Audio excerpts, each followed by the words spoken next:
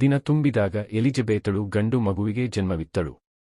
ಸರ್ವೇಶ್ವರ ಆಕೆಗೆ ವಿಶೇಷ ಕೃಪೆ ತೋರಿದ್ದಾರೆಂದು ಅರಿತುಕೊಂಡ ನೆರೆಹೊರೆಯವರು ಬಂಧು ಬಳಗದವರು ಬಂದು ಆಕೆಯೊಡನೆ ಸೇರಿ ಸಂತೋಷಪಟ್ಟರು.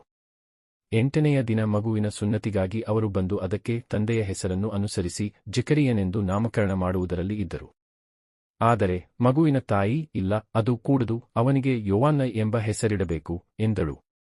ಅದಕ್ಕೆ ಅವರು, ನಿನ್ನ ಬಂಧುಬಳಗದವರಲ್ಲಿ ಯಾರಿಗೂ ಈ ಹೆಸರು ಇಲ್ಲವಲ್ಲ ಎಂದು ಹೇಳಿ, ಮಗುವಿಗೆ ಏನು ಹೆಸರಿಡಬೇಕೆನ್ನುತ್ತೀರಿ ಎಂದು ಮಗುವಿನ ತಂದೆಗೆ ಸನ್ನೆಮಾಡಿ ಕೇಳಿದರು.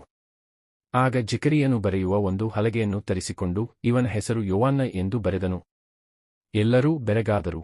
ತಕ್ಷಣವೇ ಅವನಿಗೆ ಬಾಯಿ ಬಂದಿತು, ನಾಲಿಗೆ ಸಡಿಲವಾಯಿತು. ಅವನು ಮಾತನಾಡಲು ಆರಂಭಿಸಿ ದೇವರನ್ನು ಸ್ತುತಿಸಿದನು. ನೆರೆಹೊರೆಯವರೆಲ್ಲರೂ ತಲ್ಲಣಗೊಂಡರು. ಈ ಸಮಾಚಾರ ಜುದೆಯದ ಗುಡ್ಡಗಾಡು ಪ್ರಾಂತ್ಯದಲ್ಲೆಲ್ಲಾ ಹರಡಿತು. ಕೇಳಿದವರೆಲ್ಲರೂ ಈ ವಿಷಯಗಳನ್ನು ಮನಸ್ಸಿನಲ್ಲಿಟ್ಟುಕೊಂಡು ಈ ಮಗು ಮುಂದೆ ಎಂಥವನಾಗುವನೋ ಎಂದುಕೊಂಡರು. ನಿಶ್ಚಯವಾಗಿಯೂ ಸರ್ವೇಶ್ವರನ ಅಭಯಹಸ್ತವು ಆ ಮಗುವಿನ ಮೇಲಿತ್ತು.